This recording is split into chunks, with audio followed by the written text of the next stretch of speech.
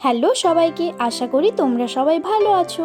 আজকে আমি তোমাদের সাথে শেয়ার করব আমাদের রাখি উদযাপনের স্পেশাল কিছু মুহূর্ত। অনেক খুনসুটি, ভালোবাসা, স্মৃতিতে ভরা এই দিনটা। চলো তাহলে শুরু করা যাক। প্রতিটা রাখিতেই আমাদের বাড়িতে মা সত্যনারায়ণের পুজো করাই। এটা যেন আমাদের বাড়ির একটা নিয়ম হয়ে গেছে। এবছরও তার ব্যতিক্রম হয়নি। আজ সকালে ঘুম থেকে উঠে দেখি পুজো প্রায় শেষ। ধূপের গন্ধ, ঘন্টার আওয়াজ আর সঙ্গে মন্ত্রপাঠ। বাড়ির পরিবেশটা যেন একেবারে পবিত্র হয়ে গেছে। ঘুম ভাঙা চোখে এই দৃশ্যটা দেখেই মনে হলো রাখি শুরু হয়েছে একদম শান্ত আর একটা শুভ মুহূর্ত দিয়ে। তোমাদেরও একটু ঠাকুরের দর্শন করিয়ে দিলাম, যেন এই পবিত্র মুহূর্তটার একটু স্পর্শ তোমরাও পেতে পারো। ঠাকুরের দর্শন করে মনটা একদম শান্ত হয়ে গেল। ফ্রেশ হয়ে এসে প্রথমেই প্রণামটা সেরে নিলাম। তারপর মা আমায় বলল, তুই তো ঘুমোচ্ছিলি, তাই আরতির আগুনটা তোর জন্য আমি আঁচলে তুলে রেখে দিয়েছি, দাঁড়া তোর মাথায় ওটা দিয়ে দিই। আমি তখন মাকে হেসে বললাম, ওটা আবার কেমন কথা? আঁচলে কেউ আগুন রাখে নাকি? এই জিনিসগুলো শুধু মাই পারে। চলো এবার রাখির জন্য থালাটা সাজিয়ে নিই। প্রথমেই ফ্রিজ থেকে চকলেটগুলো বের করে নিলাম। এরপর এক এক করে মিষ্টি, রাখি আর চকলেট দিয়ে পুরো থালাটাকে সুন্দরভাবে সাজিয়ে নিলাম।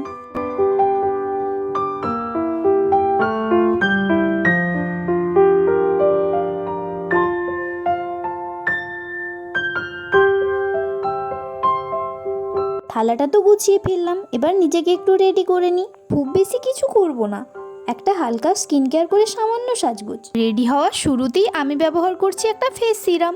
এতে স্কিনটা হাইড্রেট থাকে। তারপর ডার্ক সার্কেলসগুলোকে একটু অল্পখানি কনসিলার দিয়ে ঢেকে নিলাম।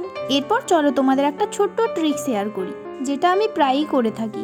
একটা নর্মাল সানস্ক্রিন হাতে নাও, তাতে নিজেদের শেড অনুযায়ী যে কোনো ধরনের ফাউন্ডেশন বা কনসিলার একটুখানি অ্যাড করে নাও। ভালো করে মিক্স করে অ্যাপ্লাই করলেই হয়ে যাবে আমাদের টিন্টেড সানস্ক্রিন। ন্যাচারাল ইভেন্টন আর সাথে সান প্রোটেকশনও। টিন্টেড সানস্ক্রিন ইউজ করার পর ওটাকে সেট করার জন্য আমি হালকা একটু লুজ পাউডার অ্যাপ্লাই করে নিচ্ছি। এতে ফেসটা ম্যাটও থাকে আর সানস্ক্রিন ও কনসিলারটা জায়গায় ঠিকঠাক সেট হয়ে যায়। মুখে একটা ফ্রেশ অয়েল ফ্রি লুক দেয় আর অনেকক্ষণ স্টেও করে। কি কেমন লাগলো ট্রিকটা তোমাদের? ব্যাস, আমি রেডি, সাথে আমার বোনও রেডি। এবার শুধু ভাইকে ধরে আনলেই হলো। এবার ভাইকে নিয়ে বসে পড়লাম রাখি পরানোর জন্য। থালা সাজানো, আমরাও রেডি, ক্যামেরা অন। আর ক্যামেরার ওপারে রয়েছে আমার বোন, পুরো মুহূর্তটাকে ক্যাপচার করার জন্য। এই রাখিটা শুধু সুতো না, আমাদের ছোট ছোট ঝগড়া, খুনসুটি, ভালোবাসা আর হাজারটা স্মৃতির একটা গাথা।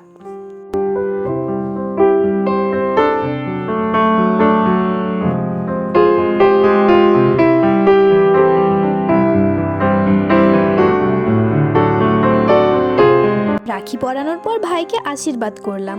যদিও দিদিদের আশীর্বাদ তো ভাইয়ের সঙ্গে সব সময় থাকে, এটাতে আর নতুন কি আছে বলো। তবুও রাখির এই স্পেশাল দিনে অনেকটা ভালোবাসা, একটু মজা আর একটা হাসি তো দিতেই হয়, তাই না বলো? আমরা রাখির পর অনেকক্ষণ ধরে ছবি তুললাম তিনজনে মিলে।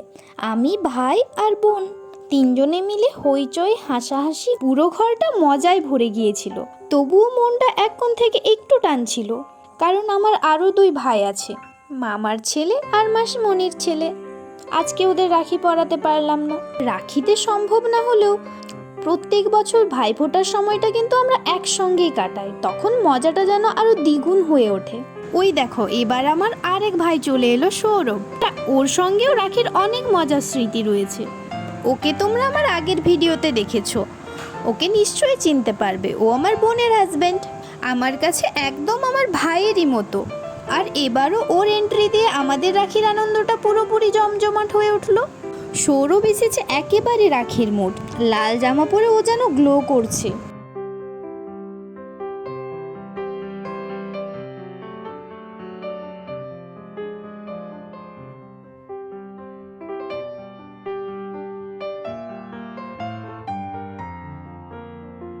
সৌরভকে রাখিটা পরিয়ে এবার আমরা বসে পড়বো জমিয়ে আড্ডা দিতে।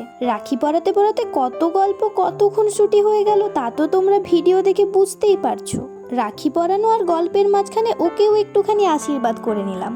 চাই ও সবসময় খুব ভালো থাকুক আর এই ছোট্ট ছোট্ট খুশির দিনগুলোতে সবসময় আমাদের পাশে থাকুক। রাখি পরানোর পর ওর থেকে আমি উপহার হিসেবে পেয়ে গেলাম এই দেখো চকলেট। ও হ্যাঁ, আমিও ওকে কিন্তু চকলেট দিয়েছি।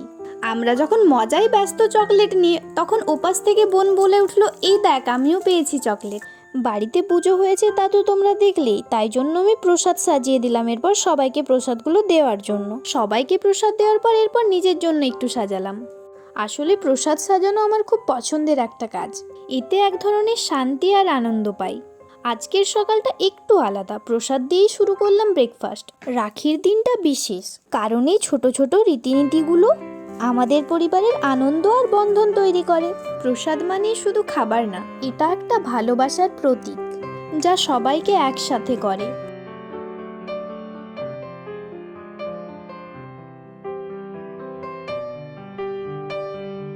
প্রসাদ খেয়ে এবার বসে পড়লাম লাঞ্চে। আজকের লাঞ্চে ছিল লুচি আর ঘুগনি। বলতে পারো এটা একদমই আমার অপছন্দের খাবারের তালিকায় পড়ে, কিন্তু স্বীকার করতেই হবে, দেখতে কিন্তু বেশ ভালো লাগছিল। যখন কোনো অপশন নেই তখন এটাই খেয়ে নিতে হবে হাসি মুখে। আজকের মতো এখানেই শেষ করছি, আবার দেখা হবে পরের কোনো ভিডিওতে। চলো টাটা।